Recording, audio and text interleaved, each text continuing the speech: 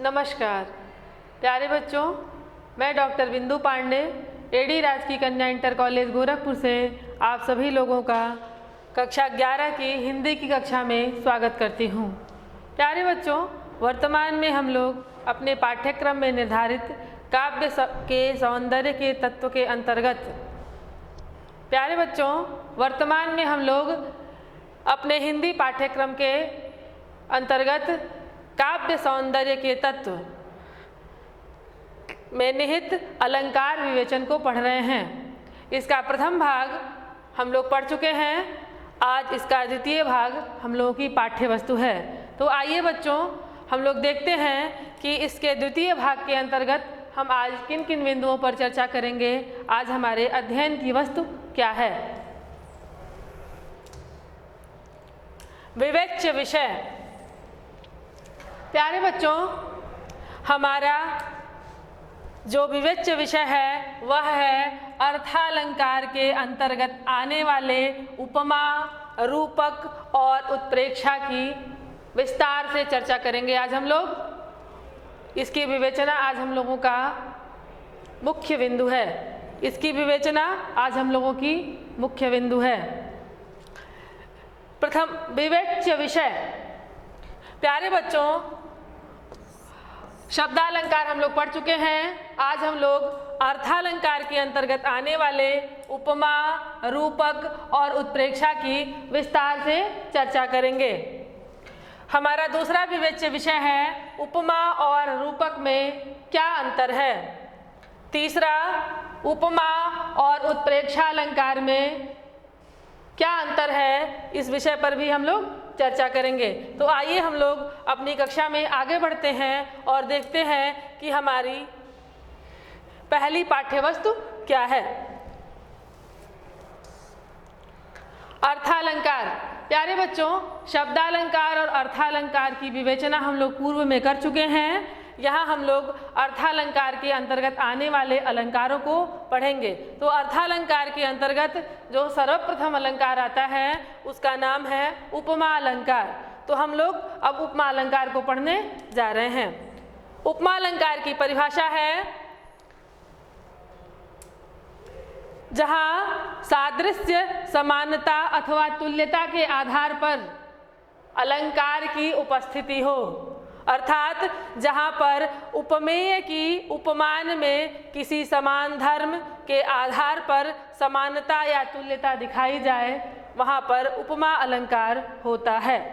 प्यारे बच्चों, उपमा शब्द का अर्थ होता है समानता या तुल्यता। हम उपमा का व्युत्पत्ति लभ्य अर्थ देखते हैं कि उपमा शब्द कैसे बना है। उप समीपे मीयते इति उपमा। उप अर्थात समीप में,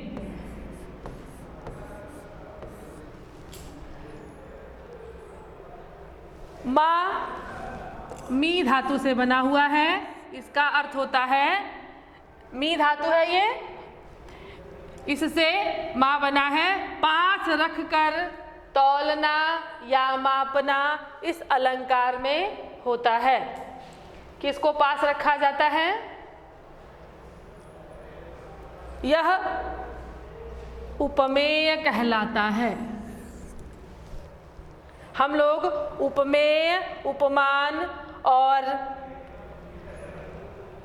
समान धर्म अर्थात जिस गुण धर्म के आधार पर समानता दिखाई गई है उन्हें समान धर्म कहते हैं। और वाचक पद, ये चार जो हैं उपमा के अंग हैं। इन अंगों को हम विस्तार से समझते हैं कि वह किस रूप में यहाँ पर स्वीकृत हैं। तो आइए हम लोग आगे बढ़ते हैं और उपमा के अंगों की थोड़ी सी चर्चा करते हैं। उपमा अलंकार के अंग। प्यारे बच्चों, उपमा के चार अंग हैं: उपमेय, उपमान, समान धर्म या इनको साधारण धर्म भी कहा जाता है, और चौथा है वाचक शब्द। हम जान लें पहले उपमेय क्या है। उपमा के प्रसंग में हमने आपको बताया है कि उपमा का अर्थ है पास रखकर तौलना या मापना। तो उस मापने की प्रक्रिया में कोई वस्तु होगी जिसका मापन किया जाएगा, जिसकी तुल्यता दिखाई जाएगी। तो किसका मापन किया जाता है? वह हम देखते हैं वह उपमेय के नाम से जाना जाता है। जिसकी तुलना की जाती है उसको उपमेय के नाम से जाना जाता है, जिसको तौला जाए। यह उपमेय जो है उपसर्ग पूर्वक मी धातु से यत प्रत्यय लग करके बना हुआ है, अर्थात जो तौलने योग्य हो, मापने योग्य हो, उसे उपमेय कहा जाता है। जिसकी तुलना की जाती है वह उपमेय के नाम से जाना जाता है। उपमान, यह उपसर्ग पूर्वक मी धातु से शानच प्रत्यय लग करके बनता है। जिससे तुलना की जाती है, जिसकी तुलना की जाती है वह कोई वस्तु या कोई व्यक्ति हो सकता है, और जिससे की जाएगी वह भी कोई वस्तु या व्यक्ति होगा। वो जिससे की जाती है वह इससे श्रेष्ठ होता है। उपमान जो होता है उपमेय से श्रेष्ठ होता है। यह दोनों में एक और अंतर है। उसके बाद समान धर्म, किसी गुण धर्म की तुलना की जाएगी। इसके जो श्रेष्ठ गुण होंगे उससे इसकी तुलना की जाएगी। यह जो है इसके तत्तुल्य तब होगा जब इसके गुण इसमें पाए जाएंगे, तो वह समान धर्म कहलाता है या उसको साधारण धर्म कहते हैं। और जो गुण धर्म हैं उन गुण धर्म को जिन नामों से जाना जाता है वह वाचक शब्द कहलाते हैं। ये इन चारों का स्वरूप विवेचन है। हम कक्षा में आगे बढ़ते हैं और इसको उदाहरण के माध्यम से समझते हैं कि किस प्रकार यह उपमा में घटित होते हैं। प्यारे बच्चों, जो अभी हमने आपको उपमेय, उपमान, साधारण धर्म और वाचक शब्द बताए हैं वो उपमा के 4 अंग हैं, और ये चारों अंग यदि किसी कविता में पाए जाते हैं तो वह सांग उपमा कहलाती है, अर्थात संपूर्ण अंगों से युक्त उपमा है। हमारे सम्मुख यह उदाहरण है, मुख मयंक सम मंजु मनोहर। मुख कैसा है? मयंक। मयंक शब्द का अर्थ होता है चंद्रमा। और कैसा चंद्रमा? निर्मल चंद्रमा। यह चंद्रमा के विशेष स्वरूप का वर्णन करने वाला शब्द है। मंजु मनोहर, मंजु अर्थात सुंदर और मनोहर मन को हरने वाला। यहाँ पर कवि ने नायिका के मुख का वर्णन करते हुए कहा है कि उस नायिका का मुख कैसा है? निर्मल चंद्रमा के समान सुंदर और मन को हरने वाला है। यहाँ पर मुख जो है वह क्या है? उपमान है। मुख जो है वो उपमेय है। मयंक जो है वो उपमान है। यहाँ पर जो मयंक है वो उपमान है, और जो मंजु और मनोहर पद आए हैं ये क्या है? साधारण धर्म है। और सम जो है वह वाचक शब्द है। इस प्रकार यहाँ पर उपमा अलंकार का पूर्ण परिपाक हुआ है। प्यारे बच्चों, हम लोग उपमा के कुछ भेदों को देखते हैं और समझते हैं कि उपमा के कितने भेद प्रभेद हमारे काव्याचार्यों ने वर्णित किए हैं। हम लोग उपमा के भेद प्रभेद की तरफ आगे बढ़ते हैं और उन्हें देखते हैं। उपमा अलंकार के भेद।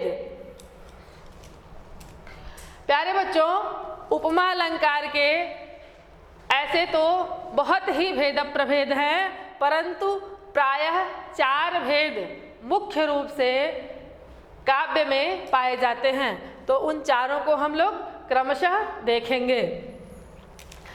पहला भेद है पूर्णोपमा, दूसरा है लुप्तोपमा, तीसरा रसनोपमा और चौथा है मालोपमा।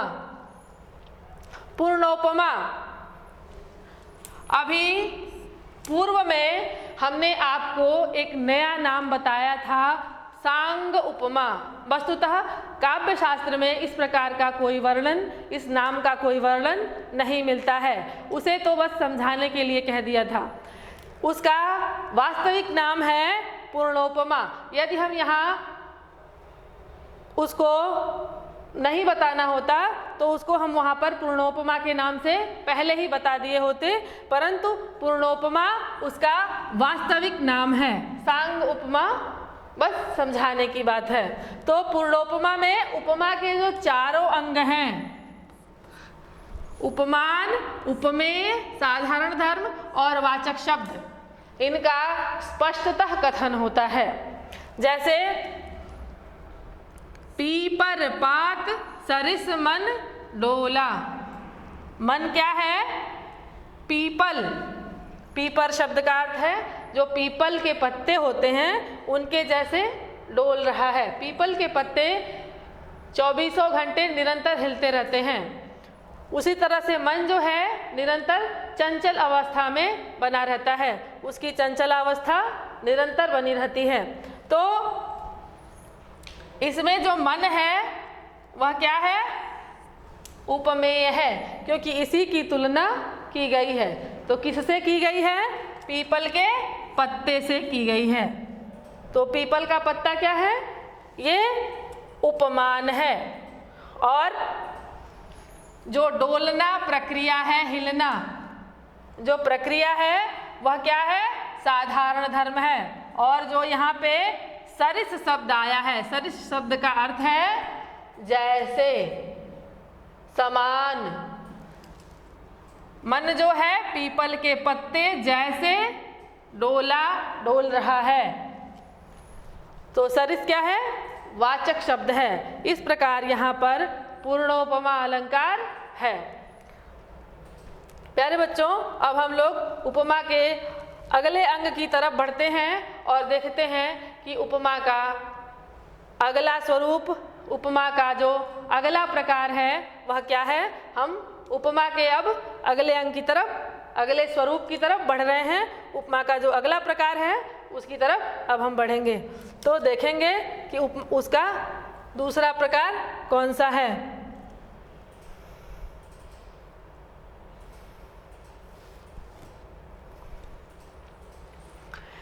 उपमा का जो दूसरा प्रकार है वह है लुप्तोपमा। लुप्तोपमा में जो उपमा के 4 अंग बताए गए हैं, उन अंगों में से एक या एक से अधिक नहीं रहते हैं। कोई एक अंग लुप्त रहेगा या एक से अधिक अंग लुप्त रहेंगे। उपमेय, उपमान, साधारण धर्म तथा वाचक शब्द में किसी एक अंग का लुप्त होना लुप्तोपमा अलंकार के लक्षण में परिगणित है। ऐसी स्थिति होने पर लुप्तोपमा अलंकार होता है। हम इसको उदाहरण के माध्यम से समझते हैं। नील सरोरुह श्याम तरुण अरुण वारिज नयन। हम इसको पुनः पाठ कर देते हैं। नील सरोरुह श्याम तरुण अरुण वारिज नयन। इस उदाहरण में जो नयन है वह क्या है? उपमेय है। इसकी तुलना की गई है। नयन क्या है? उपमेय है। जो नयन है वह उपमेय है। और सरोरुह और वारिज जो है ये उपमान है। और नील और जो अरुण है वह क्या है? साधारण धर्म है। सम जो है ये वाचक शब्द है। इस प्रकार सम का प्रयोग नहीं होने से यहाँ जो कहा गया है कि नील सरोरुह श्याम तरुण अरुण वारिज नयन। यहाँ पर जो वाचक शब्द है कि इसके समान है वो नयन, यह सम शब्द जो वाचक शब्द है उसका लोप होने के कारण यहाँ लुप्तोपमा अलंकार है। यहाँ वाचक शब्द इस एक अंग का लोप हुआ है। अब हम अगले प्रकार की तरफ बढ़ते हैं और देखते हैं कि उपमा का अगला प्रकार कौन सा है।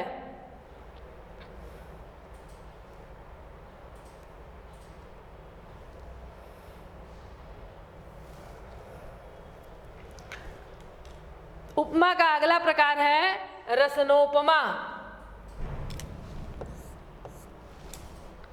जिस प्रकार एक कड़ी दूसरी कड़ी से क्रमशः जुड़ी रहती है, उसी प्रकार रसनोपमा अलंकार में उपमेय और उपमान एक दूसरे से जुड़े रहते हैं। इसका उदाहरण हम लोग देखते हैं। सगुन ज्ञान सम उद्यम, उद्यम सब फल जान, फल समान पुनि दान है, दान सरिस सन्मान। प्यारे बच्चों, यहाँ पर ज्ञान, सगुन ज्ञान को उद्यम के समान बताया गया है और उद्यम को सब फल कहा गया है। फिर फल क्या है? वह दान है, और दान क्या है? सरिस, दान के जैसा क्या है? सम्मान है। इस प्रकार यहाँ एक जो है वो दूसरे से क्रमशः जुड़े हुए हैं। इस उदाहरण में उद्यम, फल, दान और सम्मान ये क्या है? उपमेय है, जो अपने उपमानों के साथ श्रृंखलाबद्ध रूप में प्रस्तुत किए गए हैं, इसलिए यहाँ पर रसनोपमा अलंकार है। प्यारे बच्चों, अब हम आगे बढ़ते हैं और देखते हैं कि हमारा अगला प्रकार कौन सा है। मालोपमा। मालोपमा का तात्पर्य है माला के रूप में उपमानों की श्रृंखला, अर्थात एक ही उपमेय के लिए कई सारे उपमानों का आना, कई सारे उपमानों का वर्णन होना, उसे मालोपमा कहते हैं। एक ही उपमेय के लिए जब अनेक उपमानों का गुंफन किया जाए अर्थात वर्णन किया जाए तो वहाँ पर मालोपमा अलंकार होता है। उदाहरण है, पछतावे की परछाई सी तुम उदास छाई हो कौन, दुर्बलता की अंगड़ाई सी अपराधी सी भय से मौन। यहाँ पर किसी नायिका का स्वरूप वर्णित है और वह दीनहीन दशा में है, तो उसका क्या स्वरूप है उसके बारे में कवि कथन है। पछतावे की परछाई सी, तुम कैसी दिख रही हो? ऐसे लग रहा है कि तुम पछतावे की परछाई जैसी दिख रही हो, और तुम उदास छाई हो, और उदास स्वरूप ऐसे लग रहा है कि उदास मूर्तिमान होकर के खड़ा है। दुर्बलता की अंगड़ाई सी, और दुर्बलता तुम्हारे रूप में अंगड़ाई ले रही है। अपराधी सी भय से मौन, और ऐसा प्रतीत हो रहा है कि तुम अपराधी हो, कोई अपराध करके आई हो और उसके भय से मौन खड़ी हो। इस उदाहरण में एक उपमेय अर्थात एक कोई नायिका है। चूंकि ये जो पंक्तियां हैं वह स्त्रीलिंग के लिए प्रयुक्त हुई प्रतीत हो रही हैं, इसीलिए हमने नायिका का नाम लिया है। तो वह जो नायिका उपमेय है उसके लिए अनेक उपमान प्रस्तुत किए गए हैं कि तुम कैसी लग रही हो? पछतावे की परछाई लग रही हो, तुम उदास हो, उदास स्वरूप में हो, दुर्बलता की अंगड़ाई जैसी हो, अपराधी हो और भय से मौन हो। ये सारी चीज़ें एक व्यक्ति के लिए वर्णित हैं, इसलिए यहाँ पर मालोपमा है। अब हम अगली पंक्ति की तरफ बढ़ते हैं और देखते हैं कि हमारा अगला अलंकार कौन सा है। यहाँ पर हम उपमा के सारे भेद प्रभेद पढ़ चुके।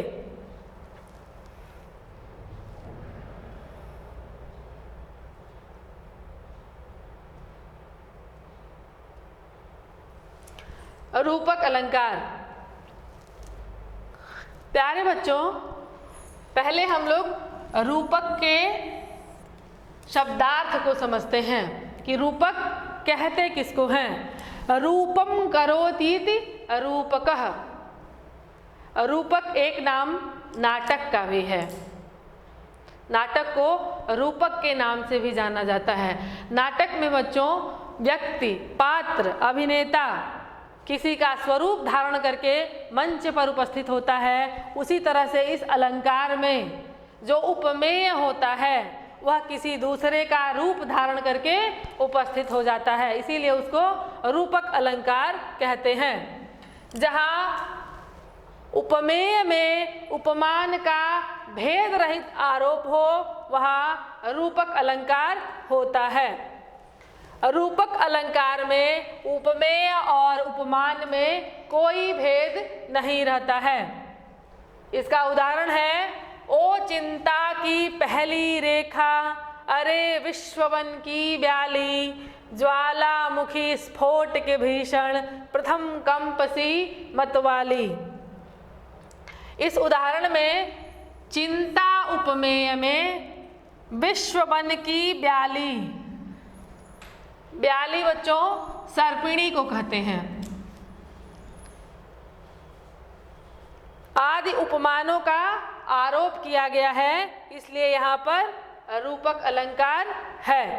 यहाँ जो चिंता उपमेय है इसमें विश्ववन की ब्याली, ज्वालामुखी स्फोट के भीषण, प्रथम कंपसी मतवाली, इस प्रकार का आरोप, एक पे ये सारा आरोप किया गया है, इसलिए यहाँ पर रूपक अलंकार है। इसका एक बहुत ही प्रसिद्ध उदाहरण है, बीती विभावरी जागरी, अंबर पन घट में डुबो रही, तारा घट उषा नागरी।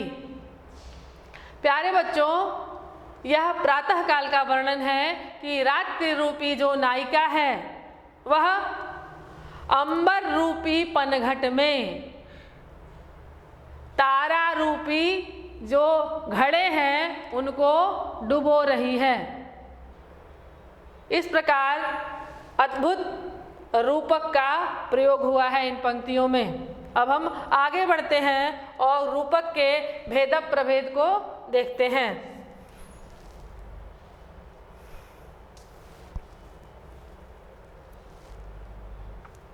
रूपक के भेद। आचार्यों ने रूपक के अनगिनत भेद किए हैं, परंतु 3 भेद इसके प्रधान रूप से वर्णित हैं। उन्हीं 3 भेदों को हम आज पढ़ेंगे। पहला भेद है सांग रूपक, दूसरा भेद है निरंग रूपक और तीसरा भेद है परंपरित रूपक। हम लोग पहले सांग रूपक को देखते हैं। जहाँ अवयवों सहित उपमान का आरोप होता है वहाँ सांग रूपक होते हैं। अवयव से तात्पर्य है कि जिससे तुलना की जाती है उसके जितने गुणधर्म होते हैं वो सारे गुणधर्म उपमेय में घटित होते हैं। सारे गुणों से युक्त उपमेय होता है। आइए हम लोग उदाहरण के माध्यम से इसको समझते हैं। रनित भृंग घंटावली, झरति दान मधुनीर, मंद मंद आवत चलो, कुंजर कुंज समीर। यहाँ पर वायु के बहने का, वायु के प्रवहन का वर्णन किया गया है कि वायु कैसी सुखद बह रही है। उसके स्वरूप का वर्णन किया गया है कि किस प्रकार का स्वरूप है और तुलना किससे की गई है? हाथी से।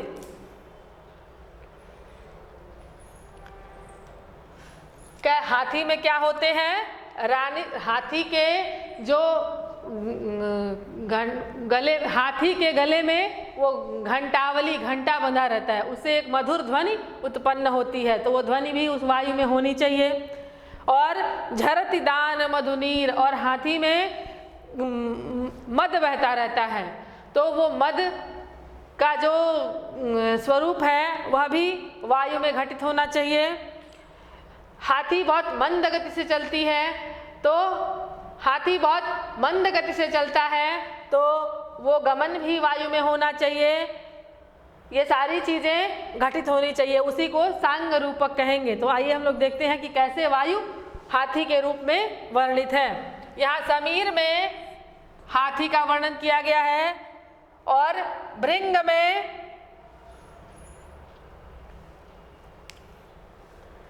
प्यारे बच्चों हम लोग यहाँ देखते हैं इसके उदाहरण को। रनित भृंग घंटावली झरति नान मधुनीर मंद मंद आवत चलो कुंजर कुंज समीर। इस उदाहरण में समीर में हाथी का, भृंग में घंटे का और मकरंद में दान का अर्थात मदजाल का आरोप किया गया है। इस प्रकार वायु के अवयवों पर हाथी का आरोप हुआ है, इसलिए यहाँ पर सांग रूपक है। हम आगे बढ़ते हैं और देखते हैं कि इसका दूसरा प्रभेद कौन सा है। निरंग रूपक, जहाँ अवयवों से रहित केवल उपमेय पर उपमान का अभेद आरोप होता है, वहाँ पर निरंग रूपक होता है। इसका उदाहरण है इस हृदय कमल का घिरना अली अलकों की उलझन में, आंसू मरंद का गिरना मिलना निश्वास पवन में। इसका स्पष्टीकरण है, इसको हम इस प्रकार समझेंगे कि यहाँ पर हृदय उपमेय पर कमल उपमान का, अलकों पर, अलक जो है यहाँ उपमेय के रूप में वर्णित है, उस पर अली उपमान का, और आंसू जो उपमेय के रूप में वर्णित है उस पर मरंद उपमान का, और निश्वास उपमेय पर पवन उपमान का आरोप किया गया है, इसलिए यहाँ पर निरंग रूपक अलंकार है। अब हम लोग आगे बढ़ते हैं और देखते हैं कि रूपक का और कौन सा भेद हम लोग पढ़ेंगे। तीसरा है परंपरित रूपक। हम लोग प्रारंभ में ही कहे थे कि इसके 3 प्रमुख भेदों को पढ़ेंगे। तो परंपरित रूपक, जहाँ पर उपमेय पर एक आरोप दूसरे आरोप का कारण होता है, वहाँ परंपरित रूपक अलंकार होता है।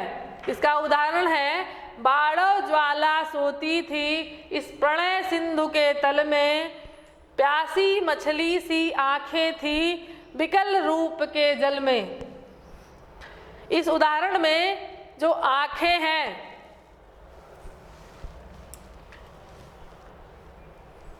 ये इस उपमेय पर मछली का आरोप और रूप उपमेय पर जल उपमान के आरोप के कारण किया गया है। आंखों में जो मछली का आरोप है वह जल उपमान, जो रूप पर जो जल उपमान का आरोप है इसके कारण किया गया है, इसलिए यहाँ पर परंपरित रूपक अलंकार है।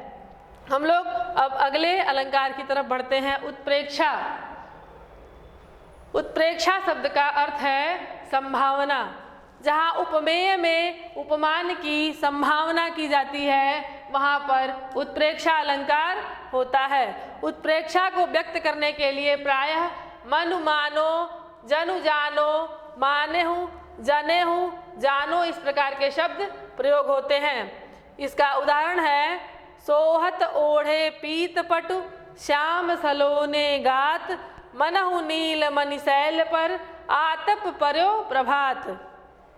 इस उदाहरण में श्री कृष्ण की श्याम शरीर उपमेय पर नील मणि के पर्वत उपमान की तथा पीतपट उपमेय पर प्रभात धूप रूपी उपमान की संभावना की गई है, अतः यहाँ पर उत्प्रेक्षा अलंकार है।